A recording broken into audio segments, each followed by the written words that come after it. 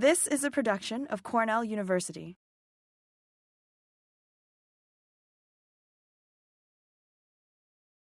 Liberty Hyde Bailey's familiar name and image conjure visions of colossal achievements in botany, horticulture, plant taxonomy, nature study education, and agricultural teaching, as well as in leadership, publishing, college administration, philosophy, humanitarian work, and plant collecting.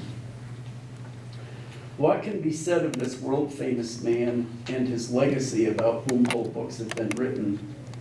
Today I can only touch on a few highlights of his wonderful life. Bailey early defined a course for himself and his career, which he divided into three parts of roughly 25 years each.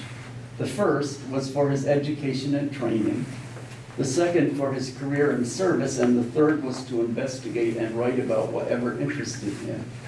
I shall briefly review these episodes and conclude with some interpretations of his very wide influence.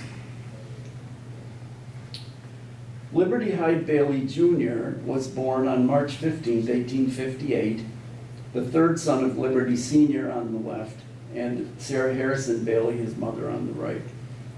His father had left his home on a Vermont farm to, quotes, go west, eventually settling at South Haven, Michigan, west of Kalamazoo on the shore of Lake Michigan.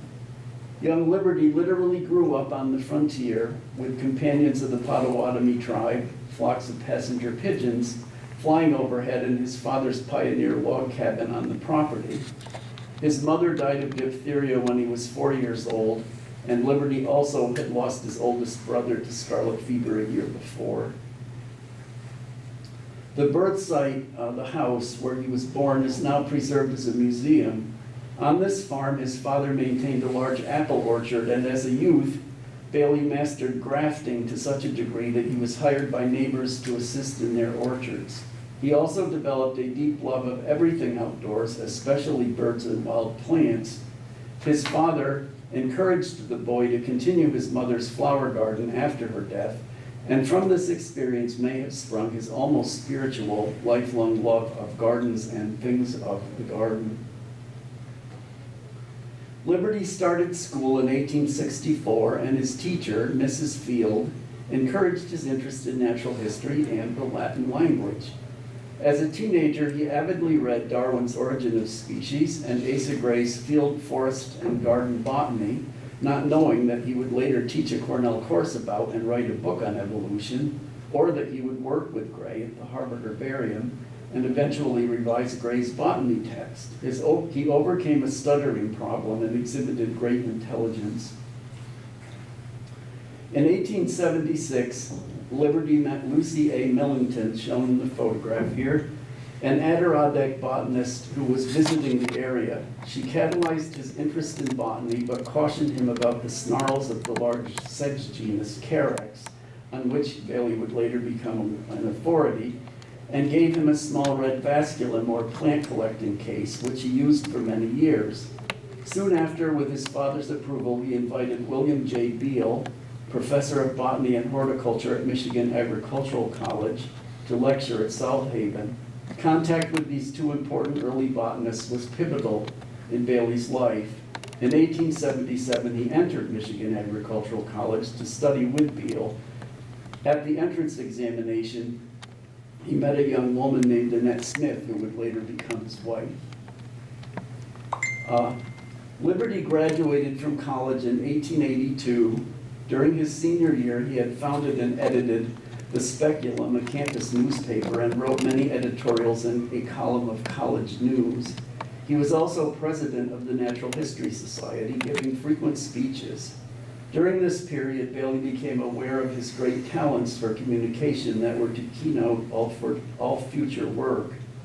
After graduating, he was employed for a few months as a reporter in Springfield, Illinois, at the Morning Monitor newspaper. This exposed him to politics at the state capitol, providing valuable experience for later lobbying at Albany, New York. In February 1883, he was offered a temporary position at the Harvard University Herbarium to work with Asa Gray on Beal's recommendation. This association proved most fruitful for young Liberty at a crucial juncture, the first of several coincidences of proper time and place in his career. 4 months later, in June, he and Annette Smith were married. During his Harvard episode, Bailey began his long series of publications on the genus Carex. 1885 marked the end of Bailey's educational period when he returned to Michigan Agricultural College as their new professor of horticulture and landscape gardening. From the first, he treated horticulture as the research partner of classical botany and was an immensely popular, charismatic teacher who was perceived as a genius. In December 1885, he presented a famous lecture, The Garden Fence, which confronted the wall of prejudice that separated botanists from horticulturists. This daring and thoughtful address, which afterwards was published, crystallized an important theme of all future efforts: integration of botany with horticulture. Among his many lifelong achievements, this synergy was perhaps his supreme accomplishment. At its heart was his insistence on the application of correct genus and species names to well-cultivated plants. On June 29, 1887, the Bailey's first daughter, Sarah May, was born in Lansing. A few months later, Liberty was invited by Cornell University to come to a faculty position at Ithaca and organize its horticultural department. The Cornell offer included an opportunity to travel throughout Europe to observe Old World horticultural research and teaching practices, as well as study Carex type material. Bailey, of course, eagerly accepted. As a result of this trip, he inaugurated use of the camera in American taxonomic work, a practice he continued throughout his career, especially with palms. Back after several months abroad, the Baileys settled in at Ithaca, which would remain their home base for the rest of their lives. A second daughter, Ethel Zoe, was born on November 17, 1889. This family portrait was taken in 1895, when Sarah was 8 and Ethel, on her father's lap, was 6 years old. The 13 years between 1889 and 1902 saw Bailey's career explode with amazing levels of activity and accomplishment. His plant breeding experiments inspired teaching, innovative growing of plants under the new electric lights, prolific writing, and lobbying for state funds to support agricultural education were dominant activities. He also catalyzed founding of the Botanical Society of America in 1893. Another area of effort during these years was natural history education. In 1894, Bailey and Anna Botsford Comstock, who was professor of nature study at Cornell and wife of the famous Cornell entomologist John Henry Comstock, toured New York State by horse and buggy, visiting rural schools to ascertain teachers' needs for nature study and agricultural education. A program that met these requirements was soon established by Cornell, including regular leaflets and lessons for rural school teachers to use. Mrs. Comstock's classic handbook of nature study was published soon after, dedicated to Bailey, and is still in print. Here is a certificate that was earned through the home nature study course by my great aunt, who was a school teacher of both one-room school and public schools, signed by Bailey, who was identified as chief of the Bureau of Nature Study, and Isaac Roberts also signed it as director of the College of Agriculture. This effort was vastly important and successful and provided a foundation for this whole field. From 1903 to 1913, Bailey served as Dean of the Agricultural College. By wise and persistent lobbying at Albany and throughout the state, he achieved statutory funding for agriculture buildings and established Cornell as the site for the New York State College of Agriculture. During this period, he was also asked by Professor Theodore Roosevelt to chair a commission on country life to study and improve the conditions of American farmers who were in an economic slump. Bailey's 1909 report to Congress resulted in U.S. parcel post delivery, a federally funded cooperative extension program, and a rural electrification program. In this episode, Bailey was also approached to run for governor of New York and for Congress, but declined. In 1903, when he began as dean, there had been 9 faculty, 25 courses taught, 252 students, and buildings valued at $60,000 in the college. By 1913, there had been a tenfold increase in the first 3 and buildings valued at over $1 million. Many other administrative accomplishments, too numerous to mention, are detailed in the biographies which have been written about him. When Bailey resigned as dean in 1913, he left behind the career and service phase of his life and entered the period in which he planned to study what interested him and publish as he chose. He was 55 and his daughters were grown. In this photograph are Mrs. Bailey, Ethel sitting on the bench, and Sarah standing to the right. An educator's pension from the Carnegie Foundation and royalties from his many books provided them a comfortable living. They settled in at Sage Place, the family home, converting the carriage house into an herbarium and study. His first retirement project was revising his Cyclopedia of American Horticulture, which was reissued as the Standard Cyclopedia of Horticulture between 1914 and 1917. He also began to travel extensively in Europe, the Caribbean, Central America, South America, New Zealand, mainland China, Southern Asia, and throughout the United States. This passport photo shows him with shorter silver gray hair. It was taken in 1920. On all of these trips, he collected plants and observed horticultural practices. An interest in palms developed and compelled him for many years.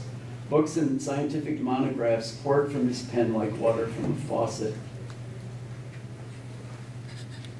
Throughout his life, Bailey received frequent honors and recognitions in horticulture and botany. 1926 was a special year, for he was president of both the Botanical Society of America and the American Association for the Advancement of Science, and also presided over the 4th International Botanical Congress at Ithaca. At this Congress, he was photographed with the Plant Taxonomy Group. In 1935, Bailey established the L.H. Bailey Hortorium at Cornell as, quotes, a repository for things of the garden. It is to be a place for the scientific study of the plants of the garden, their documentation, their classification, and their naming, end quote. The gift included a 125,000 specimen herbarium, which he and Ethel had collected and prepared, buildings, a test garden, a 3,000 volume library, and an 80,000 piece seed and nursery catalog collection. The Hortorium became a department of the university with Bailey as director and daughter Ethel as curator. Here's a picture of Ethel. A year later, in 1936, Sarah Bailey Saylor died in April. She had divorced her husband in 1924, and her 2 teenage children, Sam and Ann Page, came to live at Sage Place after their mother's death. In June 1938, Mrs. Bailey also died, leaving Ethel to care for the children and manage her father's household. After attending Smith College, Ethel worked with her father throughout her adult life. She actively participated in field work and substantially contributed to the Standard Cyclopedia of Horticulture, Hortus Second, and Manual of Cultivated Plants. She edited Gentis Herbarium, a journal that they founded for formal monographs on plants, and curated the Hortorium's herbarium and seed catalog collection from 1935 to 1957. Subsequently, she voluntarily continued her index of the world's cultivated plants until 1983, the year of her death at age 93. She was an important unsung heroine of botany and horticulture. Liberty's highly productive pace continued, marked by a 90th birthday celebration in 1948 and plans for a trip to Africa soon after. But a bad fall on a New York City stairwell in December 1949 resulted in a broken leg from which he never fully recovered, and the trip, of course, was canceled. His Garden of Bellflowers book, published in November 1953, was the last he would write. He died on Christmas Day in 1954 at the age of 96, leaving a vast list of accomplishments and a void that can never be filled. Between 1980 and 2008, it was my privilege to share daily stewardship over the artifacts of the Baileys while working as a curator at the Hortorium Herbarium. Even though the Bailey touch is familiar at our museum, each year has brought a deeper appreciation of these treasures as we loan specimens he and Ethel collected and prepared to the ends of the earth, and receive hundreds of worldwide visitors who come to use this great archive of specimens, notes, photographs, seed catalogs, correspondence, and books that document the history of horticulture. One of Bailey's chief legacies is his literature. This photograph shows him standing next to the books he wrote in two columns on the floor, with those that he edited and compiled, sometimes with Ethel's help, in the background. I can categorize these as follows. First, there were several botany textbooks and 2 books about teaching nature study.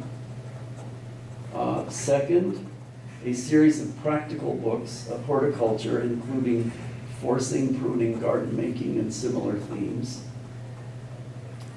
Third, what are known as the background books of philosophy of agriculture, including lyrical essays and poems, the most important of which is The Holy Earth, a thoughtful environmental manual, which was published in 1915 and written on the boat between the United States and New Zealand. Fourth, books on agriculture, including philosophy and an encyclopedia. Fifth, encyclopedias of horticulture, which became indispensable works for generations of horticulturists and gardeners. And finally, treatises on various groups, which were favorites of his, including both popular and monographic, and they included Carrick's monographs, the Book of Larkspurs, or Garden of Larkspurs, which the copy is signed, and similar books on to the one on larkspurs, on pinks, gourds, and bellflowers. This is only a sampling, but it gives a hint of his versatility, competence, and energy. This multi-talented man had a Midas touch, a golden pen, and a magnetic personality characterized by a simplicity and excitement and a Victorian charm that are lost in our day yet endure in his many works. His unique ability to balance and mingle the artistic, spiritual, scientific, and horticultural points of view, combined with his extraordinary gifts for organization and communication, have earned him his high place in the halls of horticulture and botany. I've appended a few more glimpses into Liberty's and Ethel's world and their accomplishments. There is a wealth of information on this famous man, including his 2 biographies.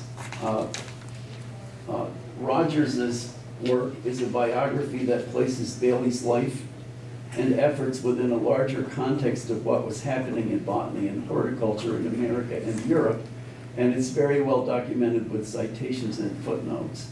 Dorff's book, on the right, is much less formal, but contains many personal glimpses of Bailey and his family and colleagues, which are available nowhere else.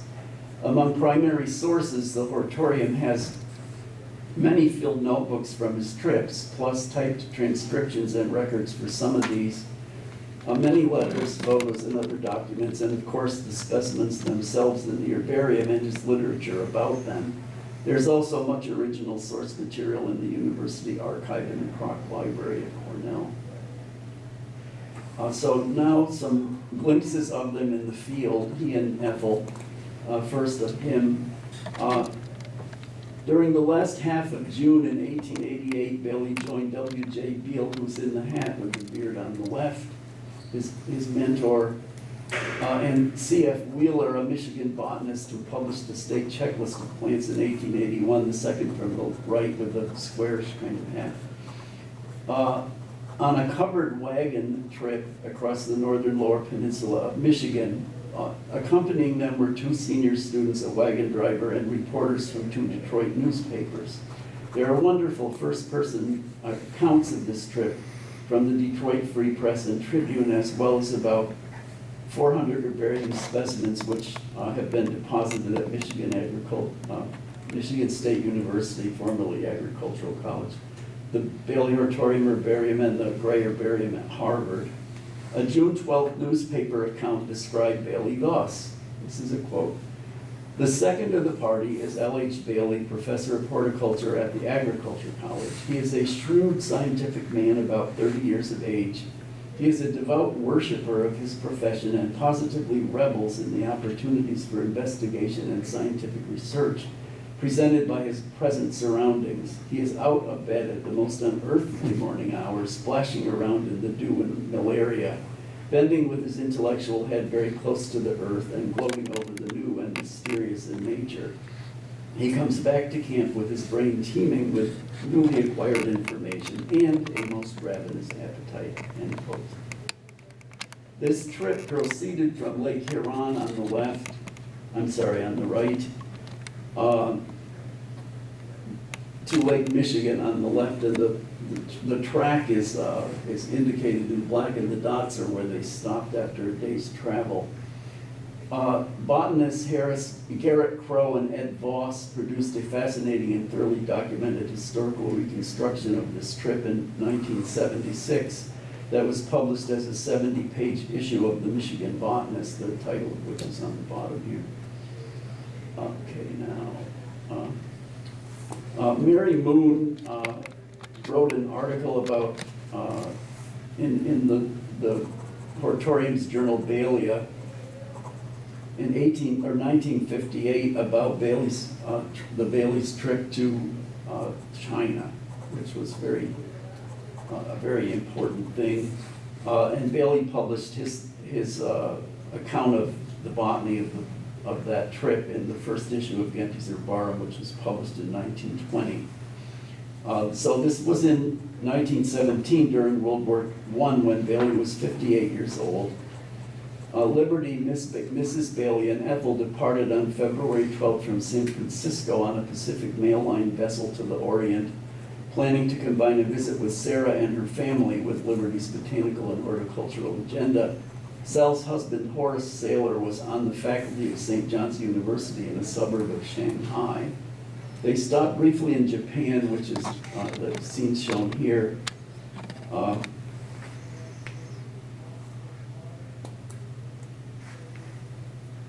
Visiting botanical centers, but were hardly able to collect due to close surveillance, although he did manage to nab 27 specimens, mostly weeds.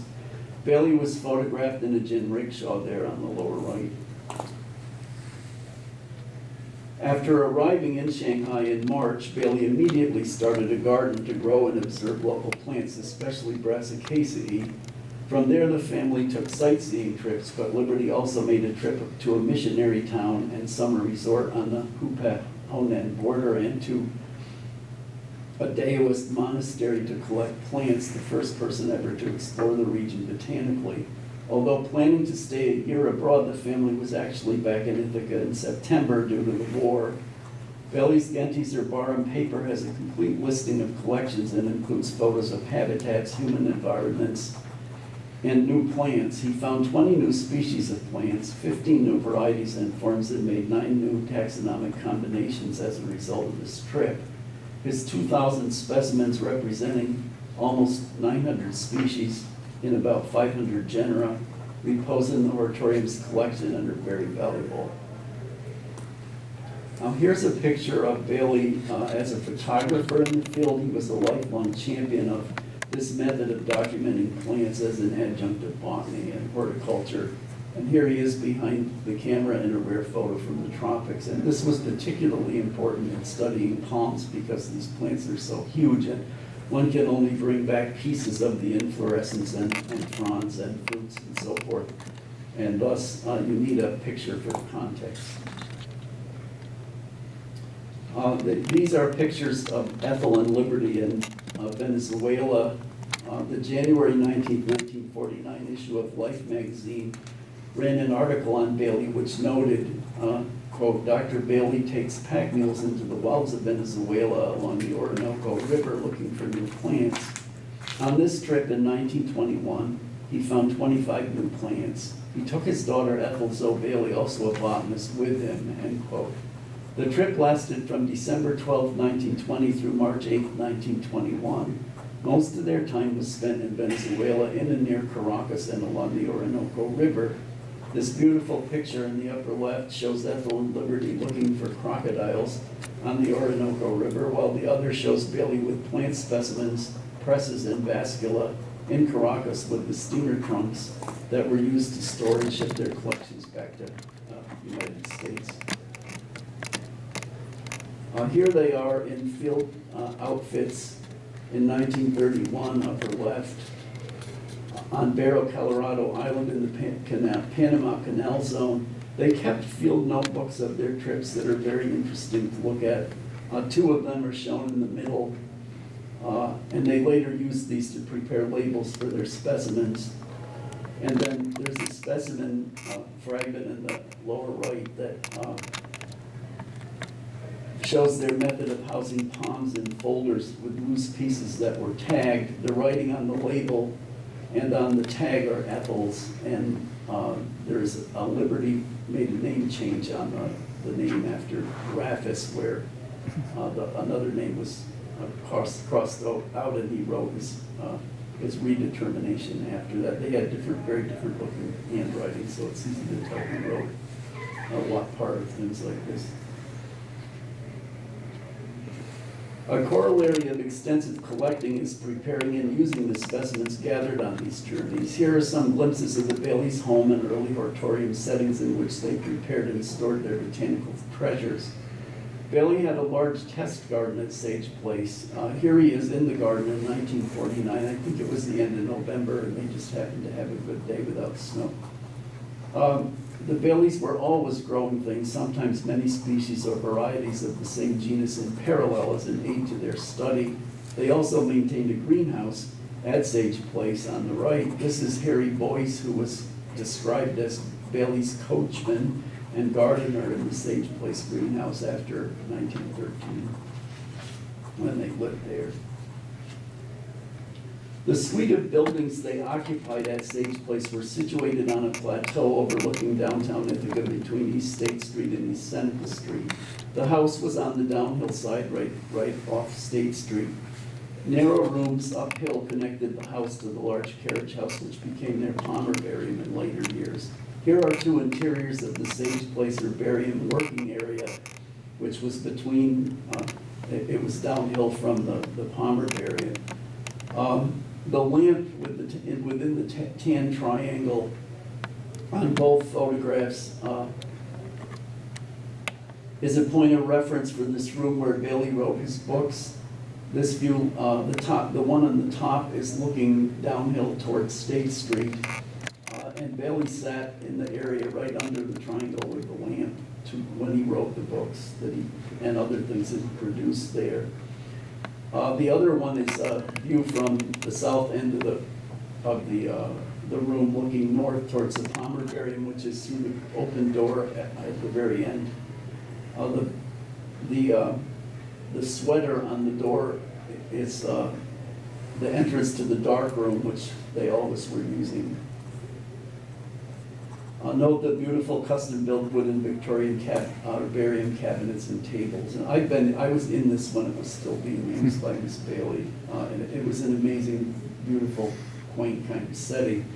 And it had a charm and a Victorian atmosphere that lasted in part through 2008 in the department, but now is mostly gone except for the specimens and writing and so forth, and a couple of the wooden cases, very cases. So that would have been in the 1970s?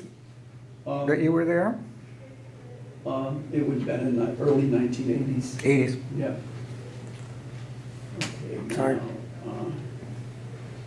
Ethel, here is Ethel in June 1965 inside the Hortorium's new home and man library at Cornell, and talking with George H.M. Lawrence, the Hortorium's director after Bailey, while working on her card index up to the vast seed and nursery catalog collection that's named in her honor.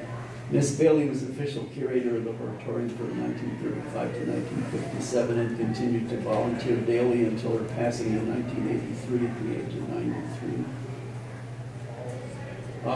Her life and liberties were fraught from time to time with personal tragedies, but were also triumphs over many challenges and decades of change. The sheer mass and quality of their collecting and other works are humbling, and their priceless legacy endures for botanists and horticulturists of the future. This has been a production of Cornell University, on the web at cornell.edu.